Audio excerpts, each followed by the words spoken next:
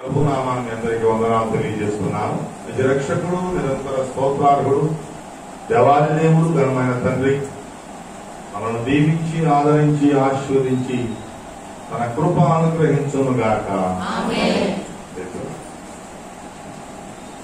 దేవుని యొక్క మహాకృపను బట్టి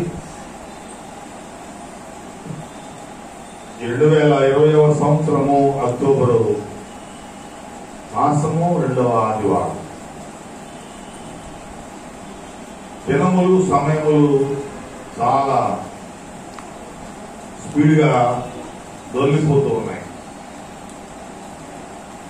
ఇంకొక 2 నెలలు, దాదాపు 2 నెలలు, 2.5 నెలలు గడిస్తే ఈ 2020 అనేటువంటి సంవత్సరం మనం దాటిపోతూ ఉన్నాం.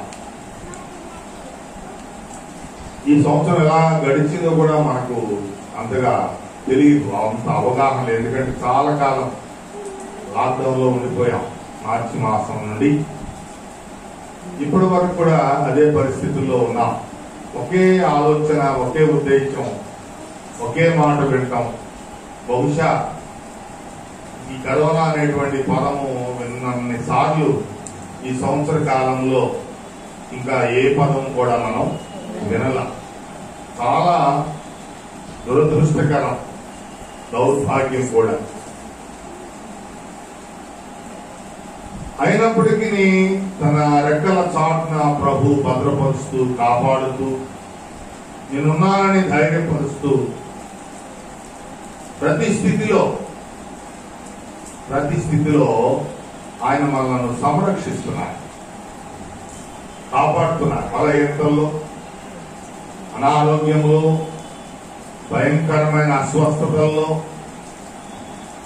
గలిబిలి కలిగినటువంటి స్థితిలో, కురిగిపోయేటువంటి స్థితిగతులలో, లేదా సహాయం లేక దిక్కు తోచనటువంటి పరిస్థితులలో ధైర్యం ఇచ్చేటువంటి వాడు, నేనున్నానని నీతో మాట్లాడేటువంటి వాడు, నిన్ను బలపరిచేవాడు, శారీరకంగా, నైతికంగా, ఆధ్యాత్మికంగా అన్ని స్థితిగతులలో సపోర్ట్ ఇచ్చేటువంటి వాడు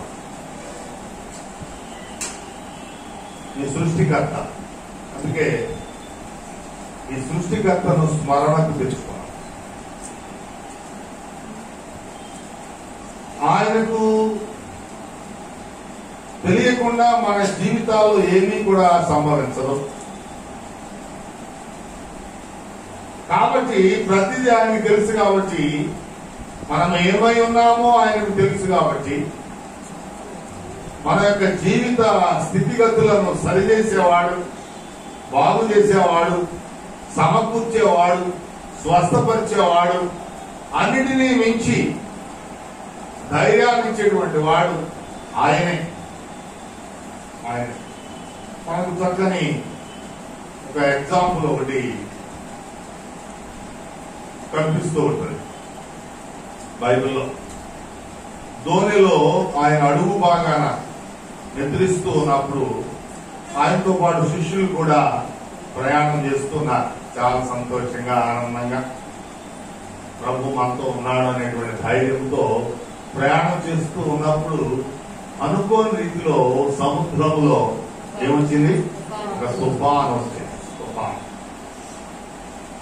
ఈ సంభవాన్ని మన జీవితాలకు అన్వయించుకున్నప్పుడు సాఫీగా సాగేటువంటి కుటుంబ స్థితిలో ఆనందం, సంతోషంతో నింపబడి ఆత్మీయమైన మనుగడతో ముందుకు సాగుతూ, దేవుడు నాకున్నాడు, దేవునితో నేనున్నాను అని ధైర్యంగా వెళుతున్నటువంటి సమయంలో అపవాది మనకు అనేక రకాలైనటువంటి తుఫానులు రేపుతూ, వ్యక్తిగత జీవితంలో, కుటుంబస్థ జీవితంలో, సంఘపరమైన జీవితాల్లో, సామాజిక పరమైనటువంటి స్థితిగతులు. ప్రభు పక్కనే ఉన్నారు, ప్రభు సన్నిధానంలోనే ఉన్నారు. కానీ అక్కడ ఒక తుఫాన్ అనేది సృష్టించబడి ఏర్పాటు చేయడం జరిగింది. అప్పుడు వరకు ఉన్నటువంటి ఆనందం, అప్పుడు వరకు ఉన్న సంతోషం, అప్పుడు వరకు ఉన్న ధైర్యం, అప్పుడు వరకు మేము యేసుతో ఉన్నాము, యేసుతో సాగుతున్నాం అనేటువంటి స్థితి ఒక తాత్కాలికమైనటువంటి స్థితి, ఆలోచనలో మరుగున పడినట్లుగా చూస్తున్నాం.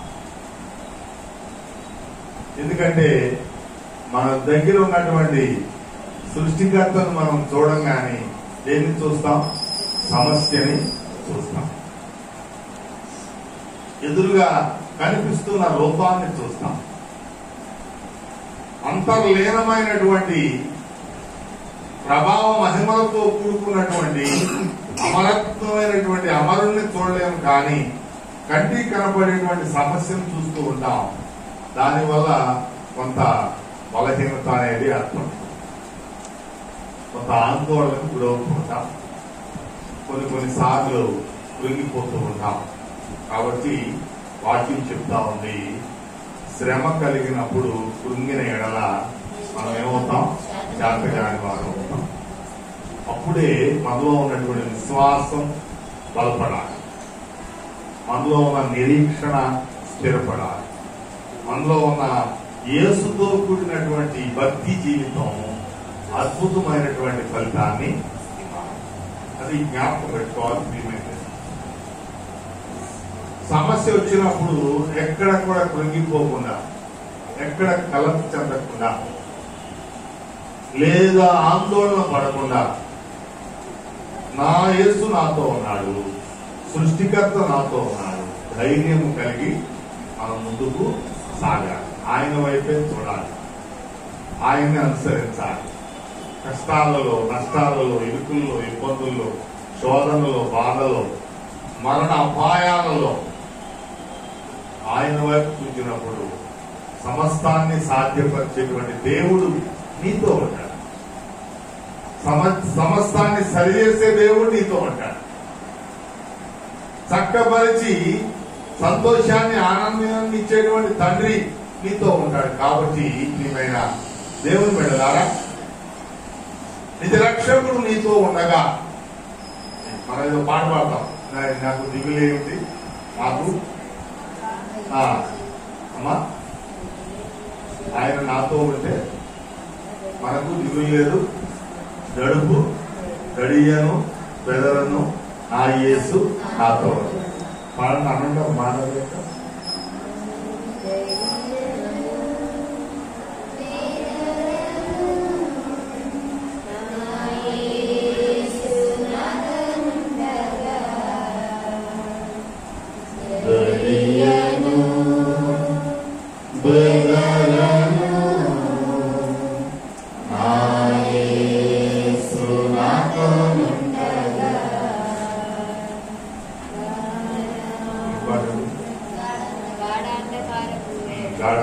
గాఢంలో నేను నడిచిన వేళలలో కంటి పాప వల్లే ఆయన ఏం చేస్తారంట?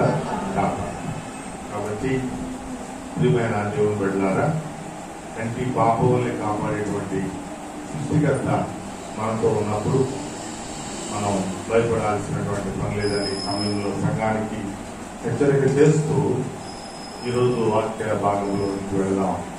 ఎబ్రీలకు రాసిన పత్రిక 1వ అధ్యాయము 9వ వచనాన్ని చదువుకుందాం. ఎబ్రీలకు రాసిన పత్రిక 1వ అధ్యాయము 9వ వచనం. నీవు నీతిని ప్రేమించితివి,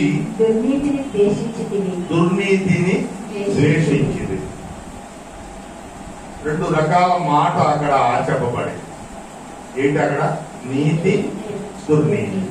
అంతేనా? దేన్ని ప్రేమించాలంట? నీతిని ప్రేమించితివి, దుర్నీతిని ద్వేషించితివి.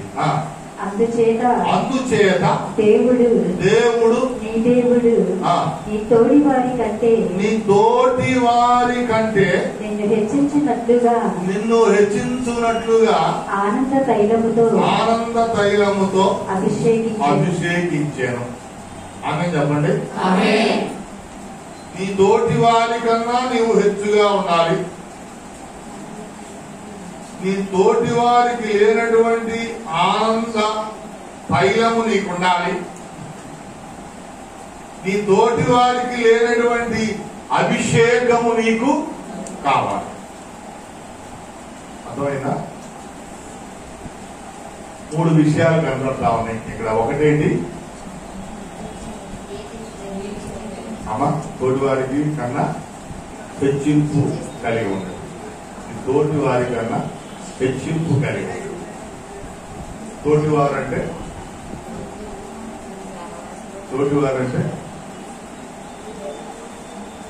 ఎవరు లేదా?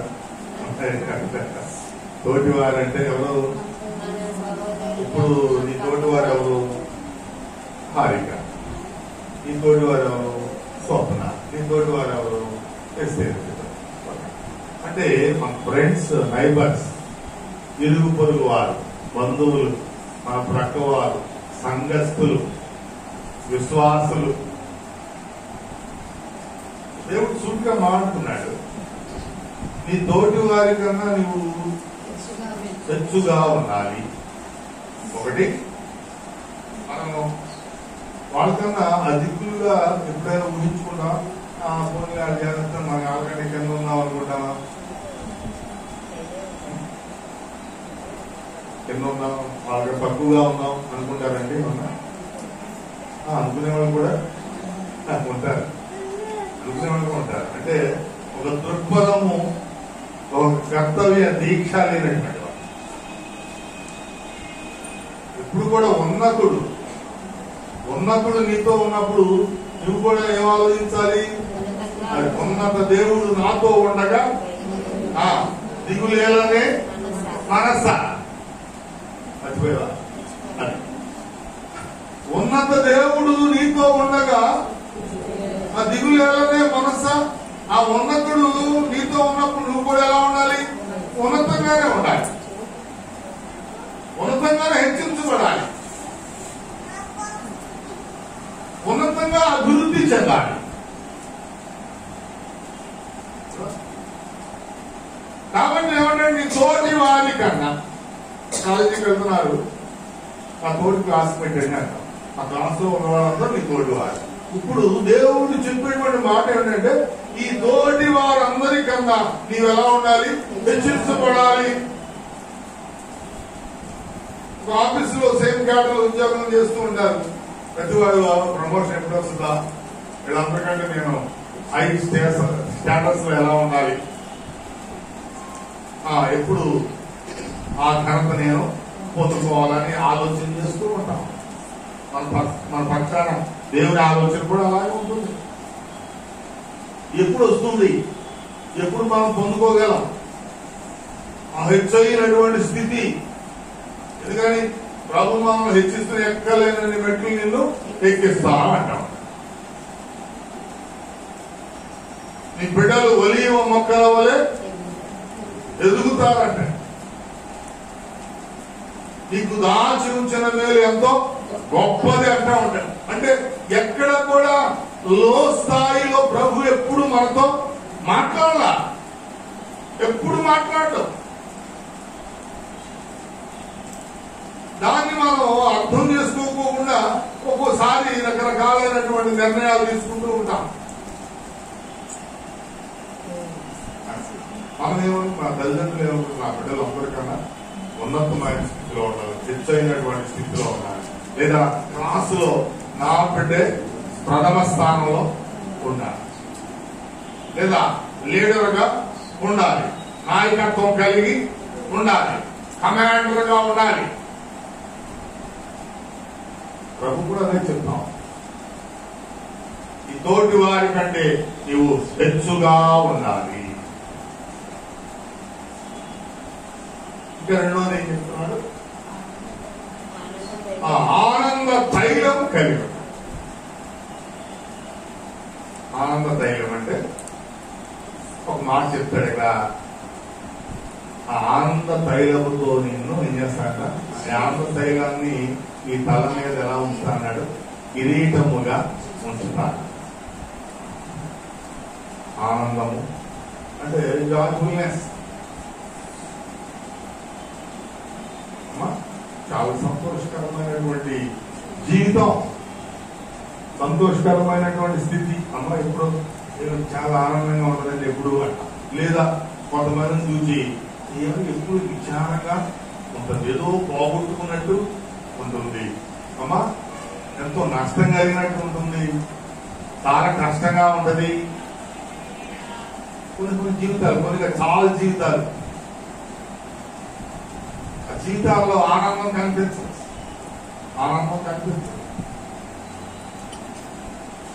సంతోషం కనపడదు. వాక్యం చెప్తుంది ఎప్పుడైనా యేసయ్య ఉన్న బాగా ఎప్పుడైనా సంతోషం మనకి. యేసు ఉన్న ఇంటిలో ఎంతో సంతోషం, యేసు ఉన్న జీవితంలో ఎంతో సంతోషం, యేసు ఉన్న వ్యక్తిలో ఎంతో సంతోషం. విచారం ఉండదు, దుఃఖం ఉండదు, కష్టం ఉండదు, నష్టం ఉండదు, ఆందోళన ఉండదు, గలిబిలి ఉండదు, గందరగోళం ఉండదు, సమస్యలు ఉండవు. ఎందుకని అంటే ఆ హృదయంలో యేసయ్య ఉన్నాడు. యేసయ్య అనేటువంటి ఆనందం ఇచ్చేటువంటి యేసయ్య, సంతోషం ఇచ్చే యేసయ్య, ఉత్సాహం ఇచ్చేటువంటి యేసయ్య ఆ జీవితంలో ఉన్నాడు. కాబట్టి ఎప్పుడు ఆనందంగానే ఉంటాయి.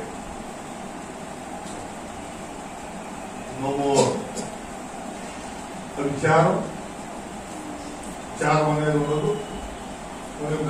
కష్టాల యందు స్తుతించు, నష్టాలలో స్తుతించు, గందరగోళంలో కూడా స్తుతించు. ఎప్పుడు చేయగలం అంటే మన హృదయంలో యేసయ్య ఉన్నాడు. యేసయ్య ఉన్నప్పుడు ఖచ్చితంగా ఆ యేసయ్య ఉన్నాడు. కాబట్టి ఈ యొక్క వచ్చిన తుఫాను ఏమవుతుంది, తొలగిపోతుంది. కలిగినటువంటి గందరగోళం ఆయన సరిచేస్తాడు అనేటువంటి ఆ కాన్సెప్ట్ బలంగా ఉంటుంది. కాబట్టి నువ్వు సంతోషంగానే ఉంటావు, నువ్వు ఆనందంగానే ఉంటావు. సమస్య వైపు చూడవు, అటు ప్రయాణం చేయవు, దాని గురించి ఆలోచన చేయవు. ప్రభు దగ్గరికి నువ్వు వస్తున్నావంటే ఆయన సమస్తాన్ని సృజించిన వాడు,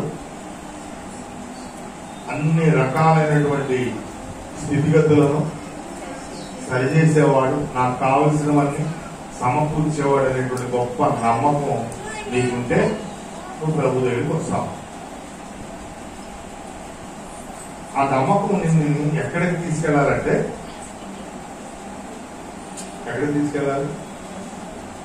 జలములలో బడినే నడచిన అవి నా మీద పారవు, జలములలో బడినే నడచిన అవి నా మీద పారవు, అగ్నిలో నేను జ్వాలలు నన్ను కాల్చజాలవు, అగ్నిలో నేను నడచిన జ్వాలలు నన్ను కాల్చజాలవు.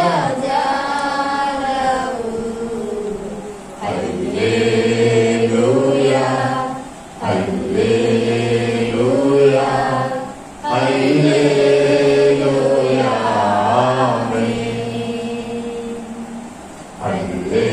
హల్లెలూయా, హల్లెలూయా, హల్లెలూయా.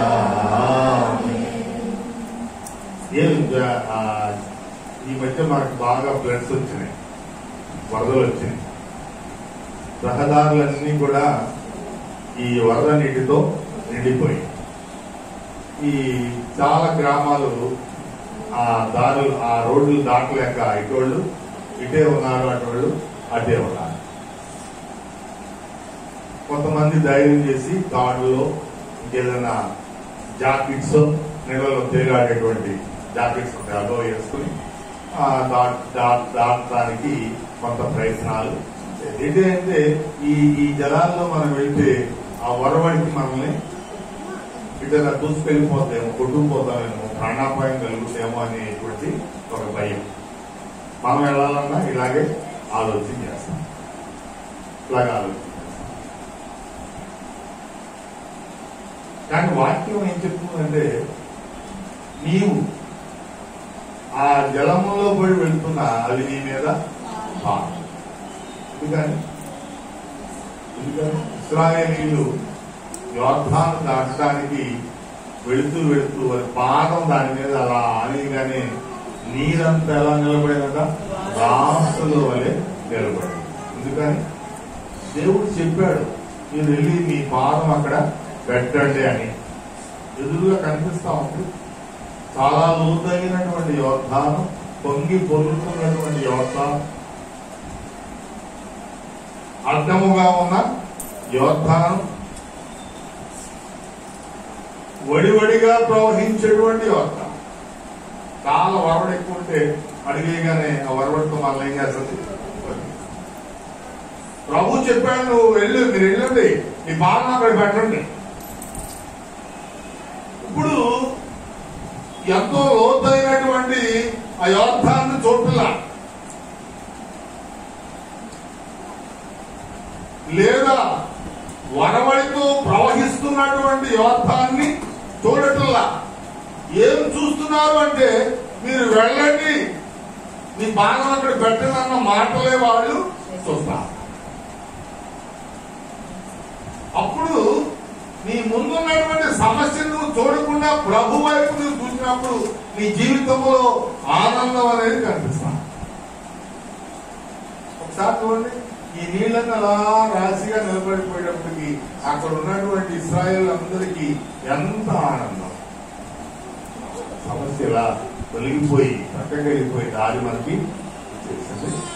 వీళ్ళు నడుస్తున్న కొద్ది నీళ్ళు ఏమవుతున్నాయి, వెనక్కి వేస్తాం. నడుస్తున్న కొద్ది నీరు వెనక్కి వెళ్ళిపోతా ఉన్నట. ఏమండి, ఎక్కడైనా మనం చూసాం,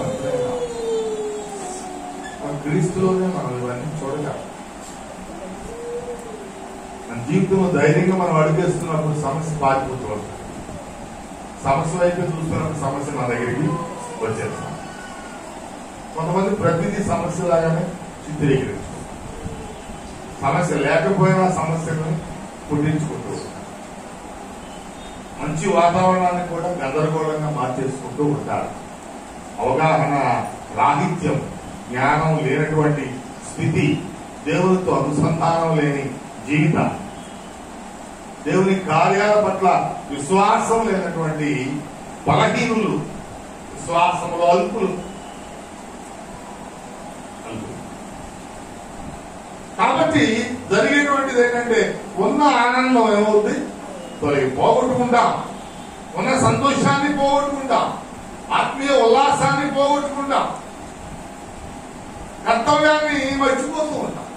ఏం చేయాలనేటువంటి అక్కడ మంటలు చెలరేసుకున్నప్పుడు నేను దీనిలోకి నడుచుకుంటూ వెళ్ళిపోతాను అంటే చూస్తున్న వాళ్ళు వెళ్ళరు, వెళ్ళేవాడిని కూడా వెళ్ళనియరు. నేను వెళ్తానంటే వెళ్ళిస్తావా? ఏ వెళ్ళిపోతున్నా కదా. ఇది పరిస్థితి. ఎక్కడ కాలిపోతామో, ఎక్కడ ఏమైపోతామో. శద్రక్, మెషక్, అబేద్నెగోలు అగ్నిగుండంలో ఆయన విసిరివేయబడతారు. విసిరివేయబడిన వారు లోపల ఏం చేస్తా ఉంటారు, విహరిస్తూ ఉంటారు. ఏమంటారు? ఒకటే, మేము సేవించుకున్న దేవుడు ఈ అగ్నిగుండము నుండి మమ్మను రక్షించుటకు సమర్థుడు. ఈయన సమర్థుడు, మా దేవుడు సమర్థుడు. ఒకటే గుర్తుపెట్టుకోండి, నువ్వు నిజముగా ఆయనను సేవిస్తే నిన్ను రక్షించడానికి నీ దేవుడు సమర్థుడు. నీవు నిజముగా ఆయన యందు నిలిచి ఉంటే నిన్ను రక్షించడానికి నీ దేవుడు సమర్థుడు. No more argument, no more questions. అంటే ఒకటే చెప్పు రాజుగారికి, మా విశ్వాసం ఇది, మా నిరీక్షణ ఇది. ఎప్పుడైతే ఆ విధమైనటువంటి నిరీక్షణలో, ఆ విధమైనటువంటి గొప్ప విశ్వాసములో వారు నిలిచి అనేక మందికి సాక్షిగా నిలబడ్డారు. నిలబడిన తోట జరిగినటువంటి కార్యం ఏంటంటే సంస్థానముల మీద వారిని హెచ్చించారు. ఈ తోటి వారి కంటే నిన్నేం చేస్తాడంట? హెచ్చిస్తూ ఉన్నాడు. ఎప్పుడు నువ్వు హెచ్చించబడ్డావు అంటే ఆ సమస్య వైపు చూడకుండా, చట్టం వైపు చూడకుండా, నాయకుల వైపు చూడకుండా, రాజులు ప్రధానుల వైపు చూడకుండా, శిక్ష వైపు చూడకుండా ప్రభు వైపుకు నీవు చూసినావు. దేవుని వైపు దేవుని పెట్టాలి. నువ్వు దేవుని వైపు చూసినట్లయితే ఇవన్నీ చాలా చిన్నమైపోతాయి సమస్య. మనుషులకి ఎవరు వస్తాయి? ఎవరికి వస్తాయి? మనుషులకే వస్తాయి. కాబట్టి వాటిని ధైర్యంతో ఎదుర్కోనేటువంటి గొప్ప శక్తి, గొప్ప కృప, అంతకు మించినటువంటి బలం ప్రభు మనకు అనుగ్రహిస్తాడు. ప్రభు మనకు అనుగ్రహిస్తాడు. కాబట్టి ఆ మంటల్లో, ఆ అగ్నిగుండంలో దిగటానికి, పడిపోవడానికి, శిక్షను ఆహ్వానించుకోవడానికి ఇష్టపడ్డారే తప్ప, అంటే అనుదినము సేవించుతున్న మా దేవుడు ఎటువంటి వాడు? ఈ అగ్నిగుండం నుండి మమ్మును రక్షించుటకు సమర్థుడు.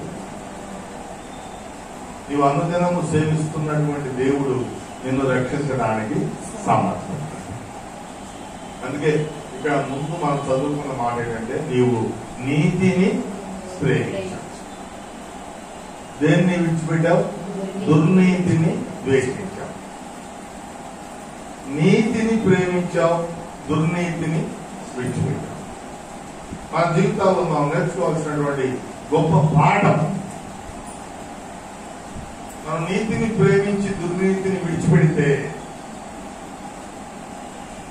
దుర్నీతి అంటే లోకములో ఉన్నదాన్ని ప్రేమించడం, లోకమును ప్రేమించడం. నీతి అంటే దేవుని ప్రేమించడం. అంటే రెండే డిఫరెన్సెస్. నువ్వు దేవుని ప్రేమిస్తున్నావా? లోకాన్ని ప్రేమిస్తున్నావు. నువ్వు దేవుని ప్రేమిస్తే జరిగేది ఏంటంటే నువ్వు హెచ్చించబడతావు. నీ జీవితంలో ఎల్లప్పుడూ ఆనంద తైలం ఉంటుంది. తైలం అంటే పరిశుద్ధాత్మ శక్తి, పరిశుద్ధాత్మ నింపుదల.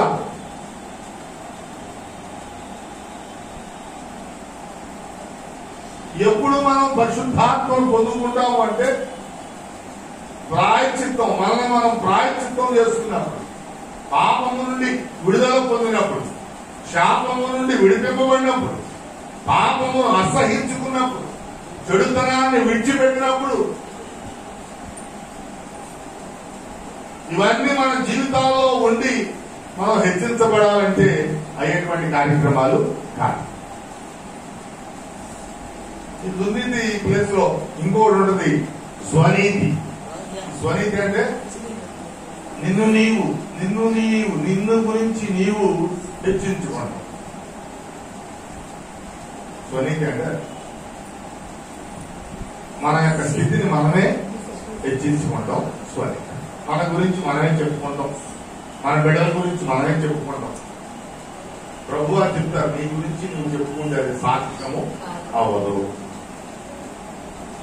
నీ గురించి ఎదుటివాడు చెప్పాలి. నీ గురించి ఎదుటివాడు చెప్తే అది ఖచ్చితంగా ఏమవుతుంది? సాక్ష్యం.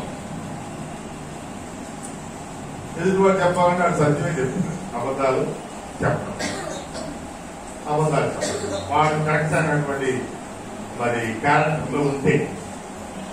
కొంతమంది కవులు చెప్తారు, కొంతమంది అతిశయంగా మాడతారు, కొంతమంది లేనిపోయి కల్పించి చెప్తారు, రకరకాల స్టాడీలు చెప్పేవాళ్ళు ఉంటారు, లేదా పెట్ట కథలు అప్పటికప్పుడు ఏవో కల్పించి మాట్లాడేవాడు, యథార్థంగా మాట్లాడేవాళ్ళు కూడా ఉంటారు. కానీ క్రీస్తులో మన జీవితాలు సరిగా ఉన్నప్పుడు, సరైనప్పుడు ఎవరు కూడా యథార్థమే సత్యమే మాట్లాడతారు. ప్రభు అదే చెప్పాడు, నువ్వు సత్యం చెప్పినా నువ్వు చెప్పుకుంటే అది సాక్ష్యం అవ్వదు. కాబట్టి నీ గురించి ఎదుటివాడు చెప్పిందే సాక్ష్యం అని. కాబట్టి సాక్ష్యానికి చాలా ప్రాధాన్యత ఉంది. ఒకరి స్థితి గురించి ఎదుటివాడు యథార్థం మాట్లాడాలంటే మన స్థితి ఎలా ఉండాలి? నీతిగా ఉండాలి, నిజాయితీగా ఉండాలి, యథార్థంగా ఉండాలి. అప్పుడే సత్యం అనేటువంటి సాక్ష్యం బయటికి వస్తుంది. ఏ స్థితిలోనైనా ఆయన నమ్మినటువంటి సిద్ధాంతాల నుంచి బయటికి రావడం, ఎటువంటి పరిస్థితుల్లోనైనా, ఎంత అనువుగాని స్థితిలోనైనా నమ్మిన దానికి కట్టుబడి ఉంటాడు, నమ్మిన సిద్ధాంతాన్ని ఆచరిస్తూ ఉంటాడు అనేటువంటి మాట ఎదుటివారి నోట్లో నుంచి రా. అంటే అతడు దుర్నీతిని ఏం చేశాడు? విడిచిపెట్టేశాడు. స్వనీతిని విడిచిపెట్టేశాడు. నీతిని మాత్రమే హత్తుకుని జీవించాడు. కాబట్టి గొప్ప మాటలు ఇక్కడ మనకు కనిపిస్తాయి. పరిశుద్ధాత్మతో నింపబడినటువంటి తైలమే పరిశుద్ధాత్మకు చెట్టు. నూనె, తైలం అంటే నూనె, నూనె నూనె పరిశుద్ధాత్మకు. ప్రియమైనటువంటి దేవుని బిడ్డలారా, ఆ పరిశుద్ధాత్మ అభిషేకం మనలో ఉన్నప్పుడు, ఈ జీవితం పరిశుద్ధపరచబడినప్పుడు ఏ విధమైనటువంటి కీడు మన గుడారంలోకి ప్రవేశించదు, ఏ విధమైన తెగులు మన గుడారంలోకి ప్రవేశించదు. ప్రవేశించిన స్థలం ఉండదు, చోటు ఉండదు. క్రీస్తుతో నింపబడిన మనకు అపవాదికి మనం ఎక్కడ చోటు ఉండదు. నింపబడకపోతే ఖచ్చితంగా అపవాదికే చోటు. అపవాదికి చోటు ఉంటే ఏసైకి చోటు ఉండదు. ఏసైకి చోటు ఉంటే అపవాదికి చోటు ఉండదు.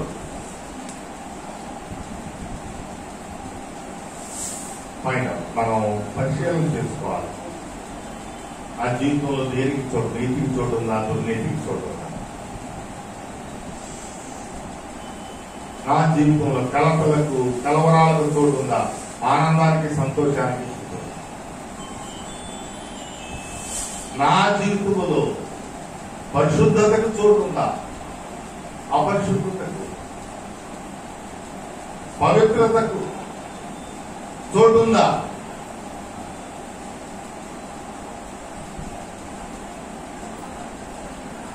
నా జీవితంలో ప్రభువుకు చోటు ఉందా? లోకానికి చోటు ఉందా?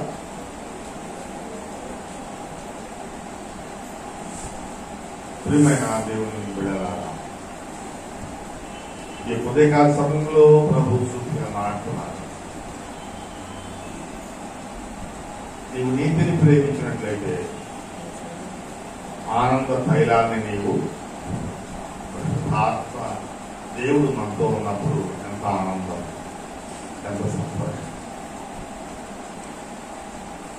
ఈ ఆత్మ అనేటువంటి గుడారంలో దేవునికి చోటు ఉన్నప్పుడు ఎంత సంతోషం కలిగిస్తుంది. ఇంకేమంటే ఈ పరిశుద్ధాత్మ ఎలా ఇస్తాడంట? అభిషేకిస్తాం. నిన్ను ఏం చేస్తున్నాడు? అభిషేకిస్తాం, ప్రతిష్ఠ చేస్తాం. ప్లస్ ఆశీర్వాదంలో ప్రతిష్ఠిస్తా ఉన్నాడు. చక్కని పరిశుద్ధతలో ప్రతిష్ఠిస్తా ఉంటాడు. అభిషేకం అంటే ప్రతిష్ఠ, సమర్థన. దేవుని సన్నిధిలో ఈ 3 కార్యక్రమాలు ఎప్పుడు జరుగుతూ ఉన్నాయంటే నీవు నీతిని ప్రేమించు. ఒకటే జ్ఞాపకం పెట్టుకోవాలి, నీతిని ప్రేమిస్తే దుర్నీతిని ద్వేషిస్తాం. 2 ఉండవు. ఒక వరలో 2 కత్తులు ఇవ్వడం ఉంటే మనం నీతిగానే ఉంటాం, లేకపోతే దుర్నీతిగానే ఉంటాం. దీనిలో ఇంకెటువంటి మరి మార్పు చేర్పులు అనేవి ఏమీ కూడా ఉండవు. మనం కొంచెంసేపు నీతిగా కనపడి కొంచెంసేపు దుర్నీతిగా మనం కనపడలేము, అట్లా ఉండలేము. అలా కుదరదు కూడా, కుదరదు. చూడండి, యెహెజ్కేలు గ్రంథం మొదటి పాఠం చదువుతున్నాం. యెహెజ్కేలు గ్రంథం 14వ అధ్యాయము 14వ వచనం. నోవహును, దానియేలును, యోబును ఈ ముగ్గురు అతి దేశంలో ఉండినను వారు తమ నీతి చేత తమ్మును మాత్రమే రక్షించుకోరు. తమ్మును మాత్రము ఏం చేశారంట? ఈ ముగ్గురు కూడా ఎక్కడున్నారంట? దేశంలో ఉన్నారు. ఒకే దేశంలో ఉన్నారా? సమకాలికుల కాదు, సమకాలికులు కాదు. నోవహు పూర్వకాలం వాడు, మొన్నవాడు, తర్వాత దానియేలు ఇప్పటివాడు, యోబు నిన్నటివాడు. మన చాప్టర్స్ చూసినా అలాగే కనిపిస్తా ఉంటాయి మనకి. కానీ ఈ ముగ్గురిని కలిపి ఏం రాశాడు? దేశంలో నివసించినను అంటే, దేశములో నివసించినను అంటే లోకములో లోకంలో నివసించాలి. ఎక్కడ నివసిస్తాము? మనం ఎక్కడ నివసిస్తాము? క్రైస్తవులు ఈ లోకంలో నివసించాలి, ముస్లింస్ ఈ లోకంలో నివసించాలి, హిందువులు ఈ లోకంలో నివసించాలి. హిందువుల్లో యథార్థవాదులు ఉన్నారు, ముస్లింస్ లో యథార్థవాదులు ఉన్నారు, క్రైస్తవుల్లో యథార్థవాదులు. అన్ని రకాల స్థితిగతుల్లో, కులాల్లో, మతాల్లో న్యాయంగా ప్రవర్తించే వాళ్ళు ఉన్నారు, అన్యాయంగా ప్రవర్తించే వాళ్ళు ఉన్నారు. ఉన్నారా లేదా? ఉన్నారు. కాబట్టి ఎవరిని మనం తిరస్కరించకూడదు, ఎవరిని మనం విమర్శించకూడదు, ఎవరిని తీర్చకూడదు. అమ్మా, ఎవరి విశ్వాసం వారిని రక్షిస్తా ఉంది. ఇప్పుడు వీళ్ళందరూ కూడా ఎక్కడ నివసించారా అంటే లోకంలోనే. లోకంలోనే మంచివాళ్ళు లోకంలో నివసించాలి, చెడ్డవాళ్ళు లోకంలో నివసించాలి. విషయం చెప్పరా? లోకం చెడ్డది కాదు, లోకం చెడ్డది. లోకం చెడ్డదైతే ప్రతివాడు ఏమైపోవాలి? చెడ్డవాడు అయిపోవాలి. చెడ్డవాడు. ఎందుకని దేవుడిని లోకమును ఎంతో ప్రేమించాడు. ఆయనే లోకాన్ని సృజించాడు. చెడ్డ లోకాన్ని ఆయన సృజించరా. మనుషులు ఈ లోకాన్ని ఏం చేశారు? చెడిపేశారు, చెడగొట్టారు. మనుషులు లోకాన్ని చెడగొట్టారు. చెడ్డ తలంపులతో, చెడ్డ ఆలోచనలతో, చెడ్డ ఉద్దేశాలతో, చెడ్డ కార్యక్రమాలతో లోకాన్ని పొల్యూట్ చేశారు. కాబట్టి ఆ స్థితిలోనే ఈ నీతిమంతుడు కూడా, అంటే పాపరహితుడు కూడా అక్కడే జీవించాలి. నోవహు అదే లోకంలో జీవించాడు. నోవహు ఎలా జీవించాడు? నీతిమంతుడుగా జీవించాడు. మిగిలిన వాళ్ళందరూ ఎలా జీవించారు? ఇంకా మనం 3వ పాఠం చదువుకున్నాం. ఆ దినములలో జనులందరూ ఎలా ఉన్నారట? తినుచు త్రాగుచు. అమ్మా, అలాగే అది అదే లోకం. అదేనా? నోవహు వేరే లోకం కాదు. అలా నోవహేమో నీతిమంతుడుగా దేవుణ్ణి ఆరాధిస్తున్నాడు. నోవహు కుటుంబం దేవునిలో ఉంది, దేవుని స్తుతిస్తూ ఉంది, అనుదినము ప్రభువును సేవిస్తున్నారు, ప్రభు అడుగు జాడలో నడుస్తున్నారు. పక్కవాడు చెడ్డవాడు ఎంత మాత్రాన మనం కూడా చెడిపోవాలని రూల్ ఎక్కడ లేదు.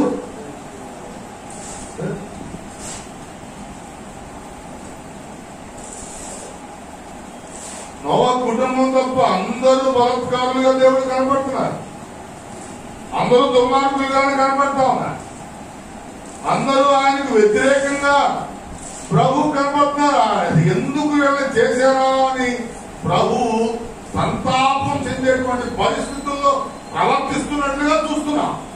అంటే అదే ప్లేస్ లో, అదే పట్టణంలో, అదే గ్రామంలో, అదే ఏరియాలో ప్రతి ఒక్కరు అలా ఉంటే, అందరూ అలా ఉన్నారు కాబట్టి నేను కూడా అలాగే ఉంటాను అనుకుంటే ఆయన పేరు ఇక్కడ ఈ 3 కాలాల్లో కూడా నోవహు పేరు, దానియేలు పేరు, యోబు పేరు, మోషే పేరు, ఇవన్నీ వ్రాయబడవు. రాయదు. చాలా పేర్లు ఉన్నాయి కదా, రాయదు. అక్కడే ఉన్నారు. ఎక్కడ ఉన్నారు? అందరు బంధువులు ఉన్నారు. అవును, బంధువులు లేదు అక్కడ ఉంటారు. ఆయన ఇష్టపడినటువంటి వారు ఉండి ఉంటారు. ఆయన బహుగా ప్రేమించిన వారు ఉండి ఉంటారు. వీళ్ళందరూ ఆ లోకంలో ఉన్నారు, దేవునికి వ్యతిరేకంగా ఉన్నారు. ఆయన ప్రభువారు చూసినప్పుడు ఈ ఒక్క కుటుంబమే కనిపిస్తుంది. నోవహు కుటుంబం. చూడండి ఏం రాశారు. ఆది కాండము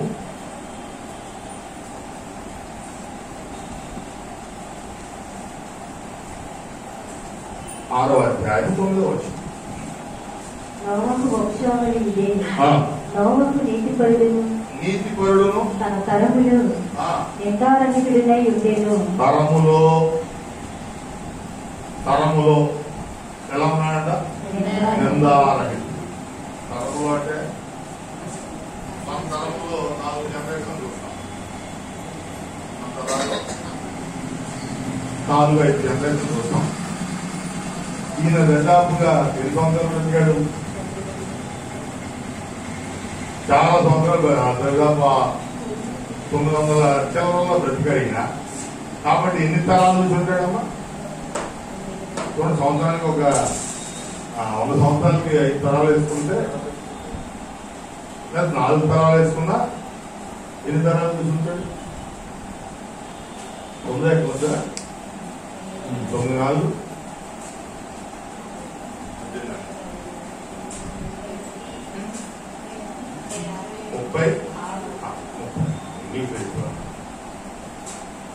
30 తరాలు చూసాడు. దాని తరంలో ఇన్ని తరాల్లో 36 తరాల్లో దాదాపు 36 నుండి 40 తరాల్లో ఈయన ఎలా కనిపించాడంట అమ్మా? నిందారహితుడుగా కనిపించాడు.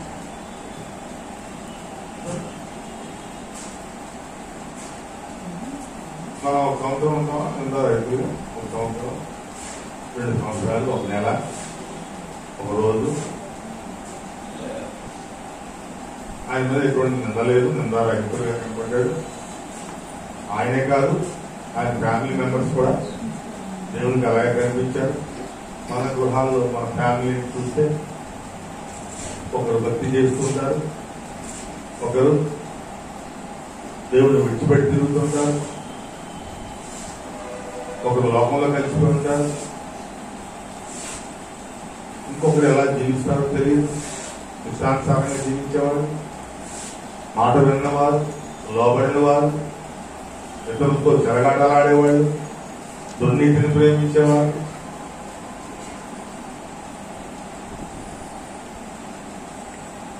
రకరకాల క్యారెక్టర్స్ మనకు కనిపిస్తున్నాయి ఒక కుటుంబంలోనే.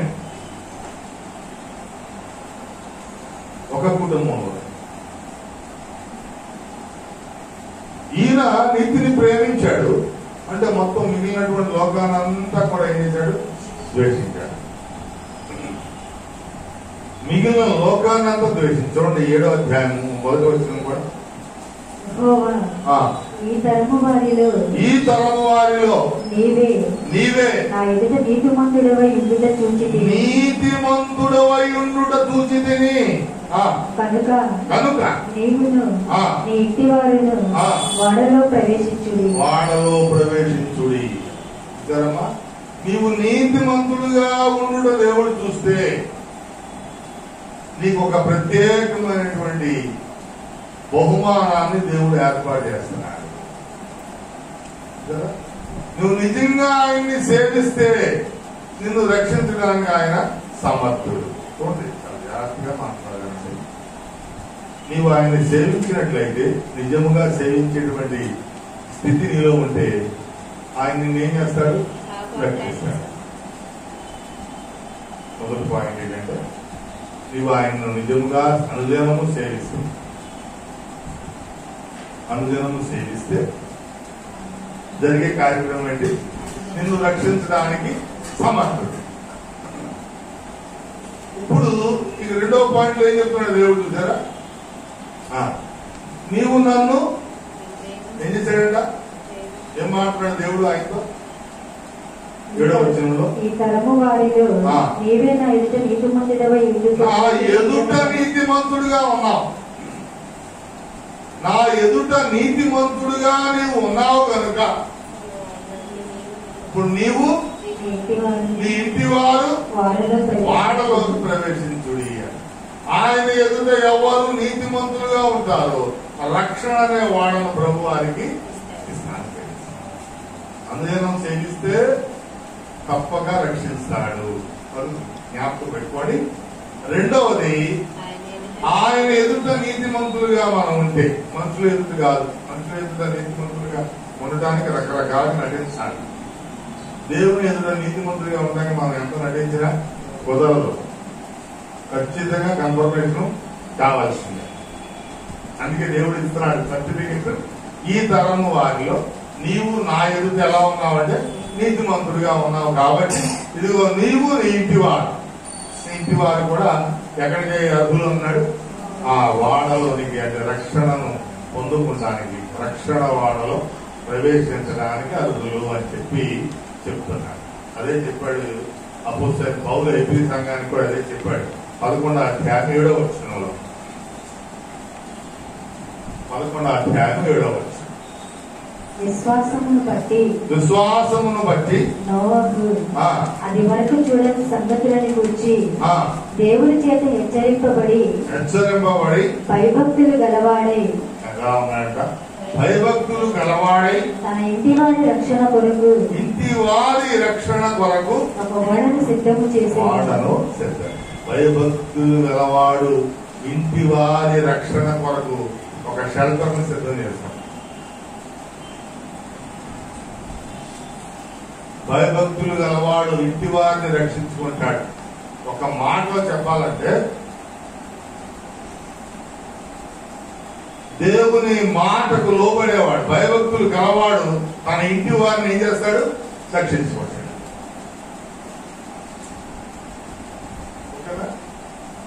బాగా ఈత వచ్చిన వాళ్ళు, బాగా గజ ఈతగాడు, మన ఈత రాకుండా కొట్టుకుపోతున్నాం. ఈత రాకుండా నీకు కృష్ణానదిలో తోటకి వెళ్ళావు, కాలు దాడి పడ్డావు, ఏమైంది, ప్రవాహానికి కొట్టుకుపోతున్నావు. ఇప్పుడు నీ చుట్టూ ఉన్న వాళ్ళకు కూడా ఈత రాదనుకో, వాళ్ళు నిన్ను కాపాడలేరు. అందుకని ఏం చేస్తారు, ప్రభుత్వాలు కొంతమంది గది ఎత్తగానే రెడీ చేసి పెడతారు. ఇటువంటి ప్రమాదాలు ఎప్పుడైనా సంభవించినప్పుడు వారిని ఉపయోగించారు. అందుకనే ఈ గది ఎత్తగాళ్ళు ఏం చేస్తారు, ఎందుకని వాడికి ఏమొచ్చు, ఏతొచ్చు, ఎంత ప్రవాహంలో ఎలా ఎదాలి, ప్రవాహాన్ని ఎలా ఎదుర్కోవాలి, ఏ వార్లో వెళితే మనం ఆ ప్రమాదంలో ఉన్నవాడిని కాపాడగలం, ఇవన్నీ వెలుగులని తెలుసు కాబట్టి వాడు ఎలా కళ్ళు మూసుకునే ఏం చేస్తాడు, దానిలో దూకేస్తాడు. ఎందుకని ఆయనకు వచ్చు. దూకేసి ఆ ఈతలు అనేవాడు కొట్టుకుపోతుంటే వాడిని గట్టిగా పట్టుకుని రే నాయన అని చెప్పి క్షేమంగా రక్షించి ఒడ్డుకు చేస్తుంది. అర్థమైందా? అంటే అక్కడ ఉన్న వాళ్ళందరూ ఈత రాని వాళ్ళైతే జరిగే పరిస్థితి ఏంటి, అందరూ కొట్టుకుపోవడం. కాబట్టి ఏమంటాడు, భయభక్తులు కలిగి ఉంటే ఏం చెప్పాడు చూసారా, దేవుని యందు భయభక్తులు కలిగి ఉంటే నిన్ను నీవు రక్షించుకోగలవు, నీ ఇంటి వారిని కూడా రక్షించు.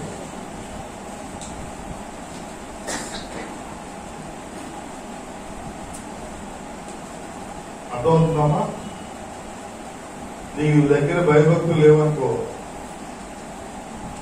భయభక్తులు అంటే చెడుతనాన్ని, దుర్నీతిని వదిలేయటమే, లోకాన్ని ద్వేషించడమే. అందుకే ప్రభువారు దిగి వచ్చి స్టేట్మెంట్ ఇస్తా ఉన్నాడు, ఈ తరము వారందరిలో నీవు నీతిమంతుడిగా నిందారహితుడిగా కనిపించావు కాబట్టి నీకు ఒక రక్షణ వాడను నేను సిద్ధం. అలా కనపడితేనేమో రక్షణ వాడ సిద్ధంగా ఉంటది. భయభక్తులు కలిగి ఉంటే ఏం చేస్తావు, దాని లోపలికి నీవు ప్రవేశిస్తావు. నీవే కాదు నీ ఇంటి వారిని కూడా రక్షించు, నీ ఇంటి వారిని కూడా కాపాడు.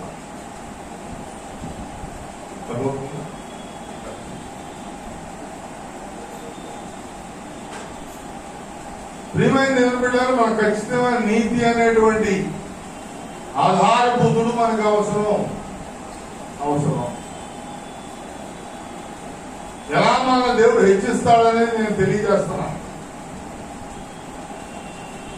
ఎలా నిన్ను కాపాడతాడనేది తెలియజేస్తున్నాను. ఎట్లా నీకు షెల్టర్ ఇస్తాడనేది తెలియజేస్తున్నాను. ఎట్లా నీ సేఫ్టీ ప్లేస్ దేవుడు అనుగ్రహిస్తాడు.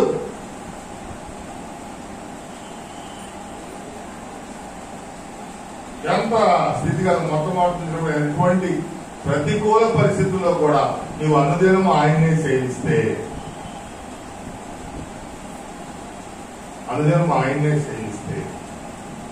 ఒక చక్కని మాట చెప్తాడు.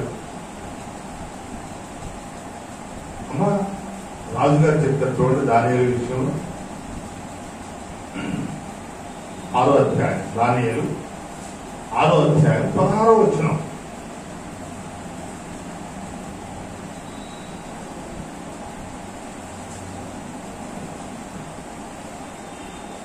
అంతటా రాజు ఆజ్ఞ ఇయ్యగా పత్రోతులు దానియేలును పట్టుకుని పోయి సింహముల గుహలో పడద్రోసిరి. పడద్రోయగా రాజు, నీవు అనుదినమును తప్పక సేవించుచున్న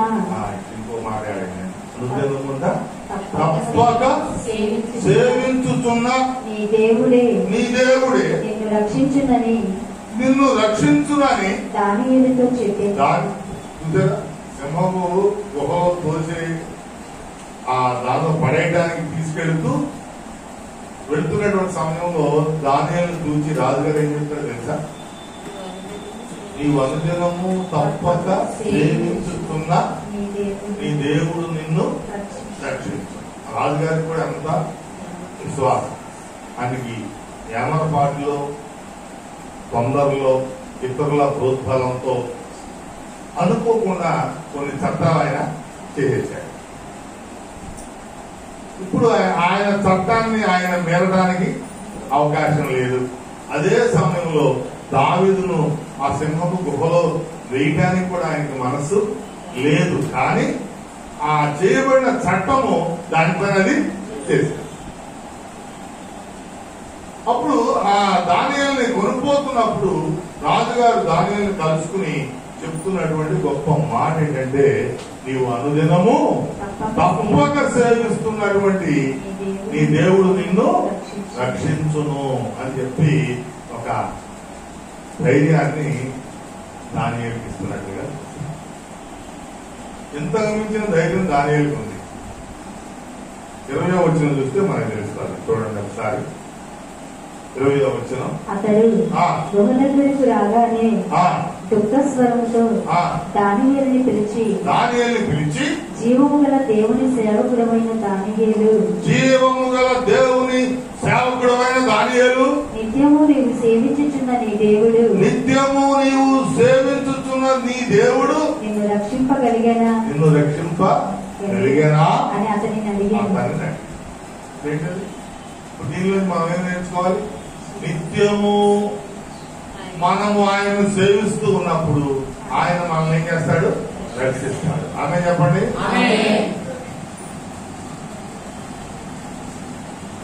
ఆదివారం సేవిస్తే కాదు, రోజుకొక పావు గంట అరగంట టైం పెట్టుకుని సేవిస్తే కాదు, ఒక డ్యూటీ లాగానో లేదా ఏదో ఒక రకమైనటువంటి సమయంలో అమ్మయ్య ఇవాళ బైబిల్ చదివేశాం, అయ్యా ప్రార్థన అయిపోయింది అనేటువంటి స్థితిలోనో మనం సేవిస్తే ఆ రక్షణ మనకు ఇక్కడ మనకు కనపడేటువంటిది శారీరక రక్షణ. ఈ శారీరక రక్షణ మనం కలిగి ఉండాలంటే ముందే ఏమి రక్షించబడాలి? ఆత్మ రక్షించబడాలి. ఇదొక గమనించండి. ఈ శారీరక రక్షణ మనం పొందుకోవాలంటే దానికి ముందే ఆత్మ రక్షించబడాలి. ఆత్మ రక్షించబడినప్పుడు ఈ శరీరానికి వచ్చినటువంటి ఏ ప్రాబ్లము లేదు, ఏ విధమైన ఇబ్బంది లేదు.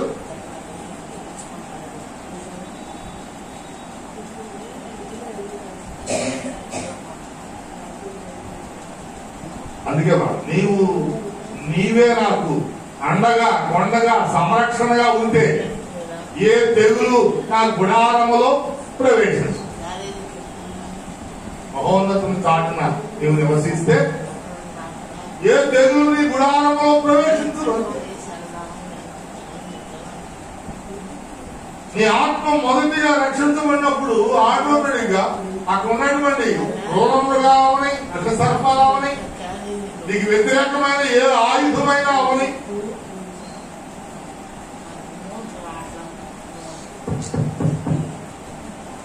నీ వ్యతిరేకమైన ఏ ఆయుధమైనా సరే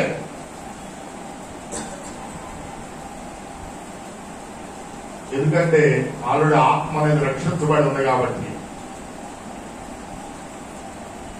ఏ ఆయుధం వల్ల, ఏ స్థితి వల్ల నీ శరీరానికి వచ్చినటువంటి ప్రమాదం ఏమీ లేదు.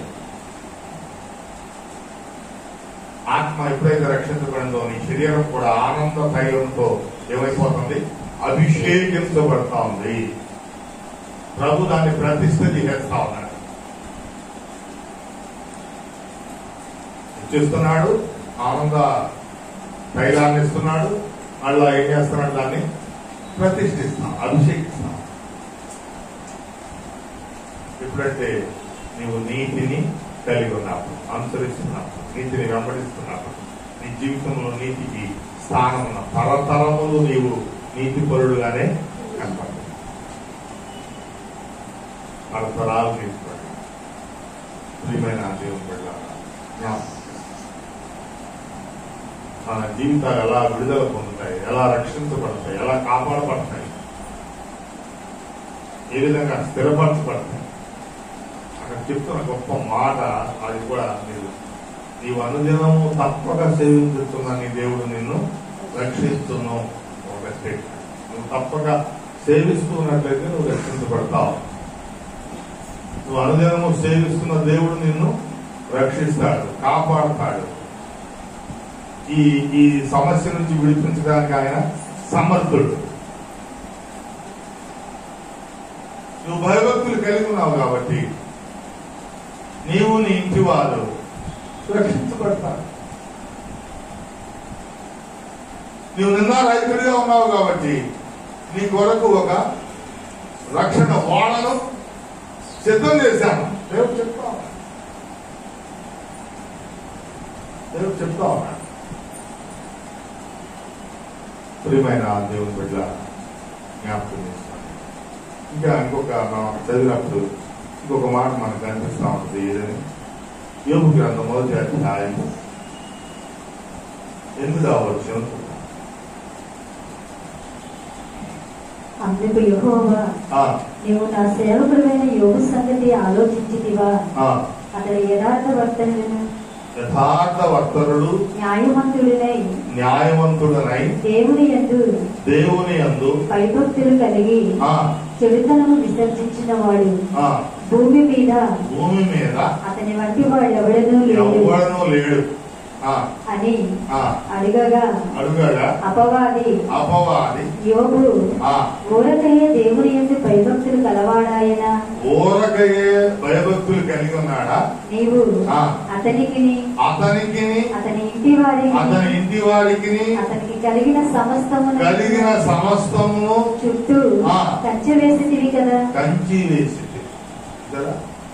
ఏమిచాడట?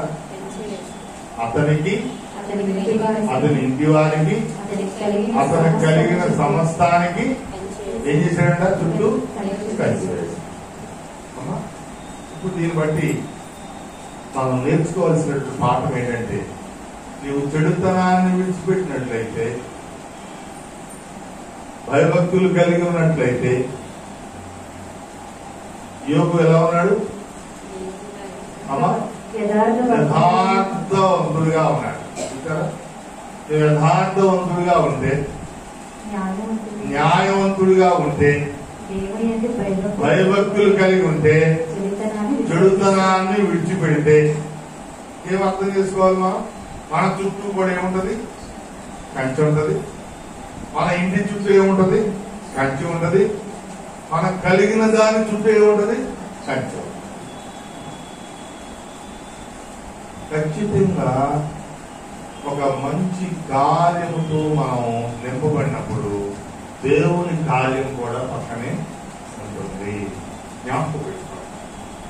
అమ్మా, మనం చాలా మంది అంటారు, దేవా ఎప్పుడు నిన్ను ఆరాధిస్తున్నాను నాయన, ఎప్పుడు నిన్ను చూపిస్తున్నాను, ఎప్పుడు నీ మందిరంలోనే ఉంటున్నాను, ఈ కష్టాలు ఏంటి నాయన, ఈ ఇబ్బందులు ఏంటి, ఈ శోధనలు ఏంటి, ఈ కలుపు ఏంటి, కాటకం ఏంటి అని ఊరికే మనం మాట్లాడేస్తూ ఉంటాం. పాడతామా? ఎవరైనా మాట్లాడారా ఇటువంటి మాటలు? అమ్మ, ఏదైనా కష్టం రాగానే ఏంటయ్యా ఎప్పుడు నీ పాటలు పాడతాను కదా, నాకేంటి ఈ పరిస్థితి, ఎప్పుడు వాక్యం చదువుతాను, నీ సన్నిధిలో పరిచర్య చేస్తాను, అన్ని సమస్యలు అన్ని శోధనలు మాకే రావాలా, మాకే వస్తాయా అని చెప్పి కొన్నిసార్లు బలహీనంగా మాట్లాడుతూ ఉంటాం. మాట్లాడతాం లేదా? మాట్లాడారా? ఎవరైనా మాట్లాడారా? నిజం చెప్పండి. మాట్లాడారు. కానీ అదేం కనిపించట్లేదు ఇక్కడ.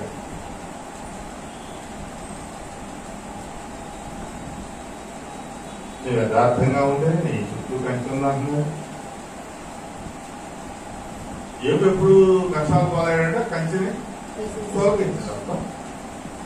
అంటే కంచి లేకపోతే ఏమవుతుంది?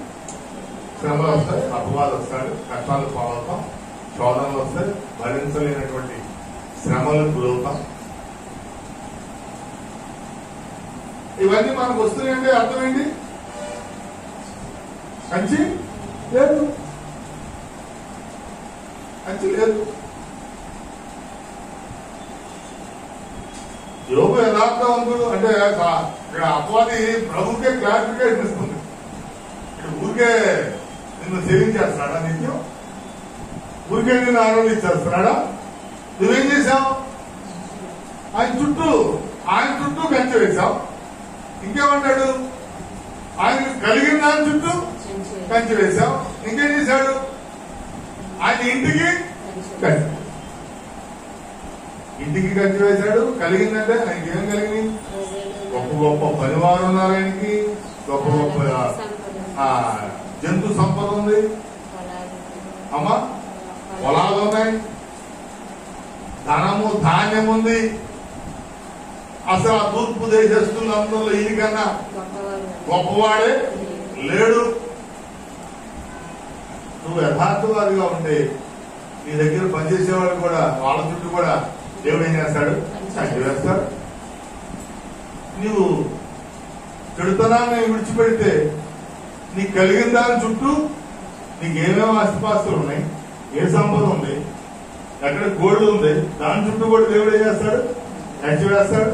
నీ మెడలో ఎవడు కూడా ఆ చైన్స్ ని లాక్కుని వెళ్ళలేడు. దాని చుట్టూ కూడా ఏముంటది?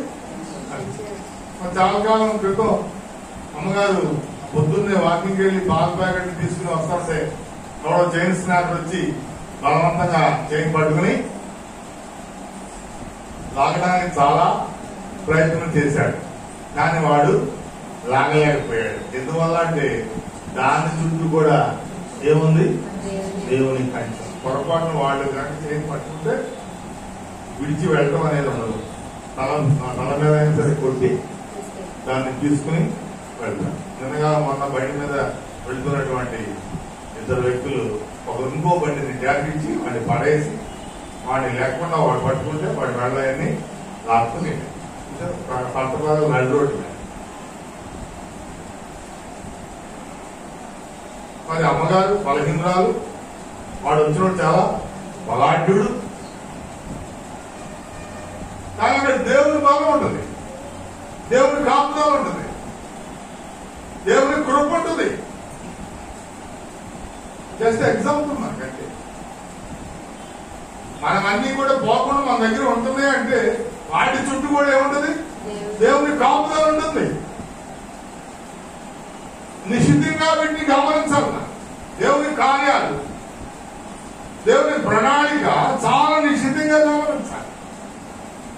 ఎక్కడెక్కడికో వెళ్ళి వస్తూ ఉంటాం, ఎక్కడెక్కడికో తిరిగి వస్తూ ఉంటాం.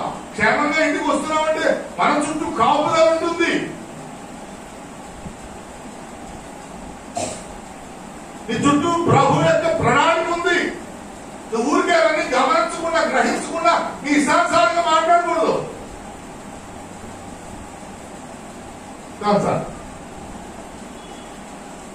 ఏముంది ఇక్కడ? ఆ కంచె అనేది లేనప్పుడే నీకు శ్రమలు, ప్రభు కాపుదల లేనప్పుడే. ఎందుకు లేవు అంటే క్వాలిటీస్ నీలో లేవు, యథార్థత లేదు, న్యాయమైన జీవితం లేదు. ఎంతసేపు ఇతరులు విమర్శించడమే, ఇతరులు వేలెత్తి చూపడమే, అవన్నీ ఉన్నప్పుడు ప్రభు కంచె, ప్రభు రక్షణ, ప్రభు యొక్క మహిమ నీ చుట్టూ ఎలా ప్రకాశిస్తూ ఉంటుంది? ఎలా ఉంటుంది? ఎలా ఉంటుంది? అవేమీ లేకుండా అందరినీ తేలిక మానేస్తాం, ప్రభువుని తేలిక మానేస్తాం. అయా నిరంతరం నీలోనే ఉన్నావు, యేసుబాబే మాకు దేవుడు అంటాం. కానీ ఈ తరమంతటిలో నీవు నింపడుగా ఆయన కనిపించాలి. ఎవరిని నిందించకుండా కనపడాలి. నిందారహితుడంటే ఏంటంటే ఆయన ఎవరిని వేలెత్తి చూపించలేదు, ఎవరి మీద నిందలు వేయాల. నోబహు ఎవరి మీద నిందలు వేయాల. దానియేలు సంస్థానాధీశుడిగా ఉన్నాడు. కొన్ని సంస్థానాల మీద ఈయన్ని అధిపతిగా చేశారు రాజుగారు. ఆయన అక్కడ ఉన్నాడు. అంత గొప్ప ఉన్నతమైన స్థితిలో ఉండి నేరం మోపి మరి జైలుకి తీసుకెళ్తున్నారు, భూమిలోకి, సింహాల భూమిలో తీసుకెళ్తున్నారు అంటే ఆయన కూడా ఎవరి మీద నింద వేయాలి. అదేంటంటే నేను అధికారిని కదా, నేను మీ కళ్ళ భావాలను చెప్పిన వాడిని కదా, మిమ్మల్ని కాపాడిన వాడిని కదా, మిమ్మల్ని రక్షించిన వాడిని కదా, నాకేంటండి ఈ శిక్ష అని ఎవ్వరి మీద నిందలేలా, నిందించలా. మనం చాలా తేలిగ్గా నిందలు చేస్తూ ఉంటాం, చాలా ఊరికి నిందలు చేస్తూ ఉంటాం, తెలియని విషయాలు కూడా నిందలతో మాట్లాడేస్తూ ఉంటాం, అపోహలు సృష్టిస్తూ ఉంటాం, వేలెత్తి చూపిస్తూ ఉంటాం. బైబిల్లో ఉంది, ఎవరిని కూడా నీవు వేలెత్తి కూడా చూపకూడదు అని ఉందా? నిన్న మొన్న ఎప్పుడు చెప్పినట్టున్నారు. వేలెత్తి చూపించకూడదు, వేలెత్తి కూడా మాట్లాడకూడదు. ఎందుకంటే ఒకవేళ చూపిస్తే మిగిలిన 3 ఏళ్ళు ఎటు చూపిస్తాయి, 4 ఏళ్ళే చూపిస్తాయి. ఇలా చూపించినప్పుడు మిగిలిన వేళ్ళు అన్నీ చూపిస్తాం. నువ్వు ఎలా అనుదినము సేవిస్తున్న దేవుడిని రక్షిస్తాడు?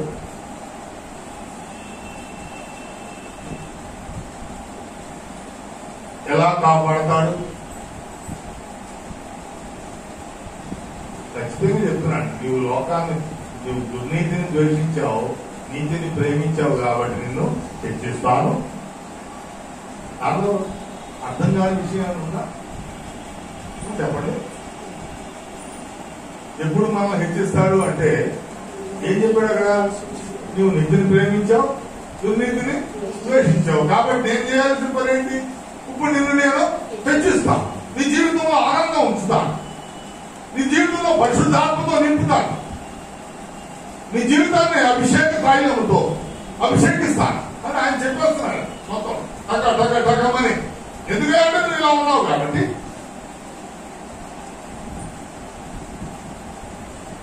అంతేనా?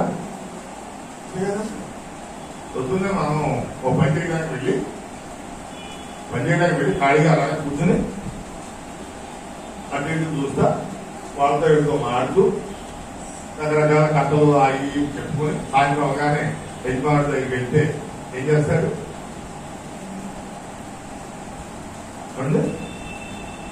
రవికుమార్ గారు, నేను చెప్పింది అర్థమైందా?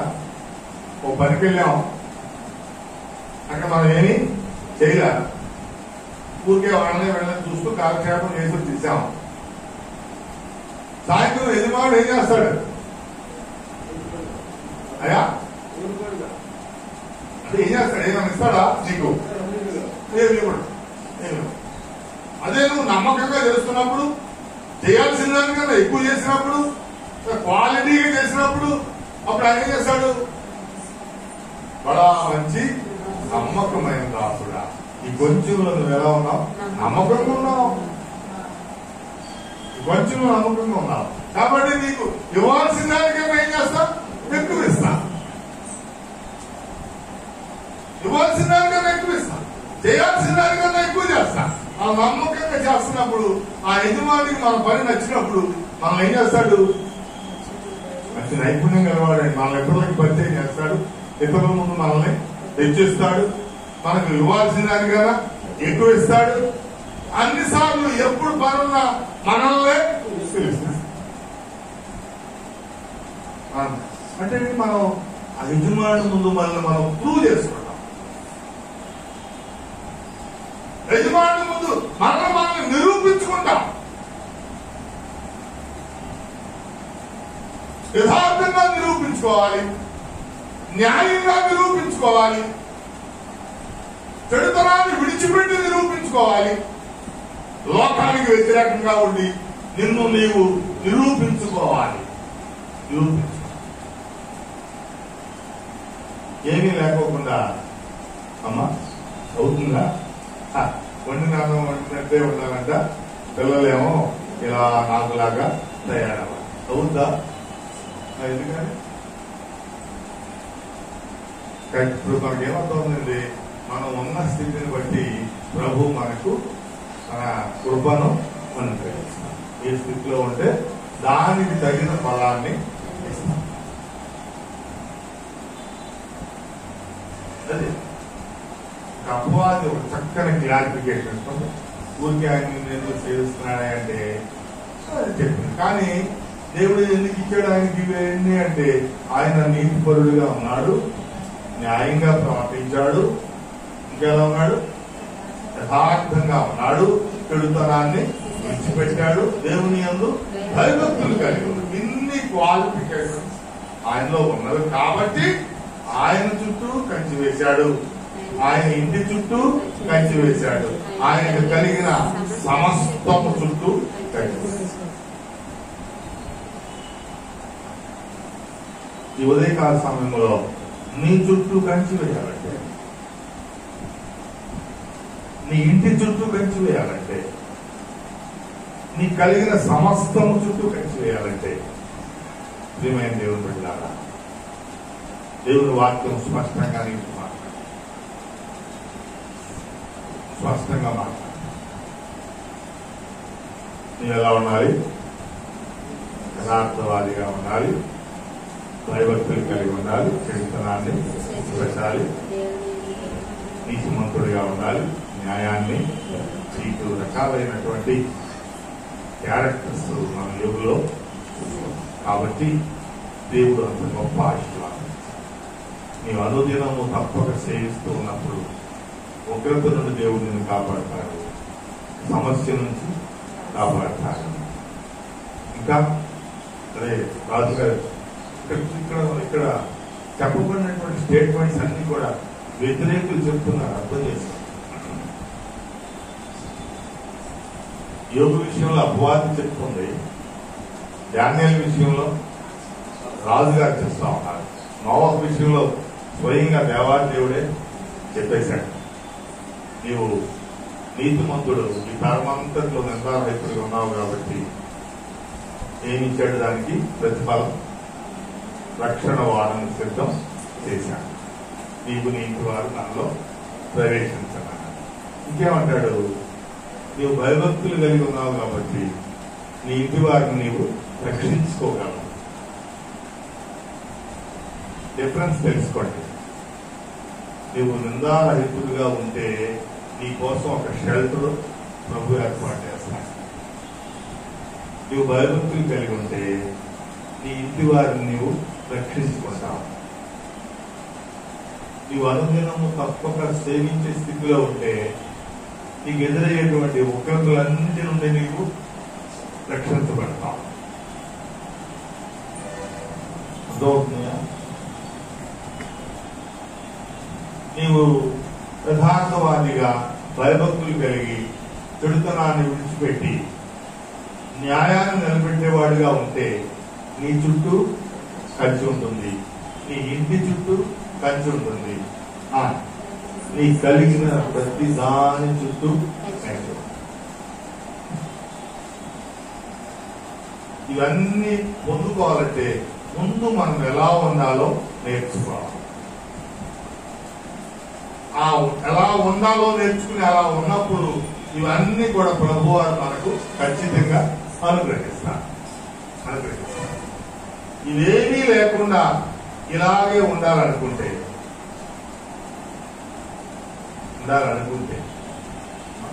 అందుకే ఇలా చదివినటువంటి వాక్య భాగంలో మొదటి భాగంలో 20వ వచనం 14వ అధ్యాయం 20వ వచనంలో చూద్దాం. చూడండి.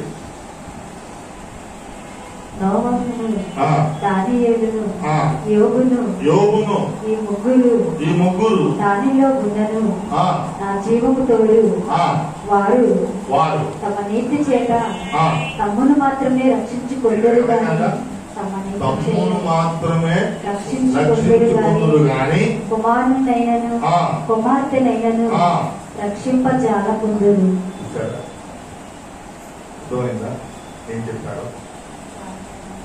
ఏం చెప్పారు అర్థమైందమ్మా?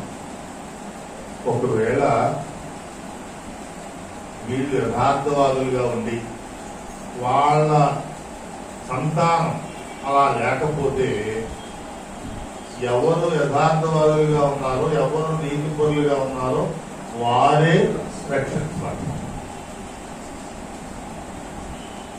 కూడా క్లారిటీగా నువ్వు యథార్థవాదిగా ఉంటే ఆటోమేటిక్ గా నీ కుటుంబం కూడా నిన్నేం చేయాలి? అనుసరించాలి. ఇక్కడ నోవహు కుటుంబం నోవహుని అనుసరించాలి. వాళ్ళంతా నోవహుని అనుసరించలేదు. ఎందుకు ఇలా రాయాల్సి వచ్చిందంటే ఈ ప్రళయం జల ప్రళయం అయిపోయిన తర్వాత ఒక కుమారుడు నోవహు విషయంలో ధైర్యాన్ని పని చేయటం వల్ల మళ్ళా కుటుంబంలో ఏమొచ్చింది? శాపం వచ్చింది. దేశ దెమ్మలైపోయి శాపానికి గురైపోయారు. ఇద్దరు కుమారుల వంశావళి దీవించబడింది, ఒక కుమారుడు యొక్క వంశావళి శపించబడింది. ఆటోమేటిక్ గా దేవుల్లో అనుదినము అనుసరించినటువంటి బిడ్డలను కూడా అపవాదం చేస్తాడు, అనుగ్రహిస్తూ ఉంటాడు. కాబట్టి దినదినము మన జీవితాలను రెన్యూ చేసుకుంటూ ఉండాలి, మన జీవితాలను కాపాడుకుంటూ ఉండాలి. తప్పక అందుకే అక్కడ రాయబడి మాట్లాడి అనుదినము అంటే నీవు అనుసరిస్తున్నటువంటి నీ దేవుడు తప్పక నిన్ను కాపాడు. అంటే ఏంటి? ఇంకా అంతకుముందు ఇంకో మాట చెప్పాడు, నువ్వు తప్పక సేవించుతున్న దేవుడు అని. తప్పక సేవించుతున్నది అంటే ఏంటి? మధ్య మధ్యలో నువ్వు మానేయమని ఒక నిర్ణయం తీసుకున్నప్పుడు దానికి జీవితాలు కట్టుబడి ఉండాలి. అదే సమర్పణతో ఇవాళ ఒక్క రోజే కదండి, లేకపోతే వారానికి మధ్యలో 2 రోజులే కదండి. ఇటువంటివి కెనాట్ యాక్సెప్ట్. ఇక్కడ రాజుగారు ఇచ్చినటువంటి స్టేట్మెంట్ ఇస్తే అది ఎంత బలమైందో మనకి తెలుస్తాం. ఎవరు తప్పక సేవిస్తున్నా తప్పక చేసిన ఆయన ఏం చేశాడు? దానియేలు డోర్స్ తీసేసి అంతకుముందు 3 సార్లు చేసేవాడు, ఇప్పుడు 7 సార్లు. అంతకుముందు 1 సారి చేసేప్పుడు 3 సార్లు చేస్తాడు. అంటే ప్రతికూల పరిస్థితులు ఎదురవుతున్నా సరే దేవుని సేవించడం మాత్రం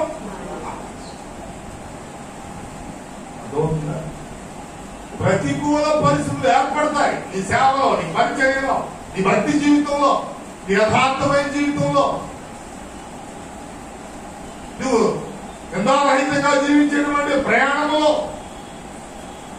ప్రతికూల పరిస్థితులు ఏర్పడుతూ ఉంటాయి.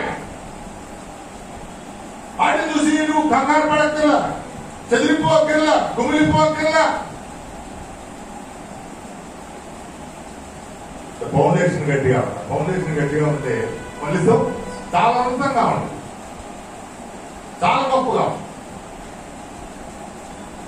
కాబట్టి ప్రియమైన దేవుని బిడ్డలారా జ్ఞాపకం చేసుకోండి.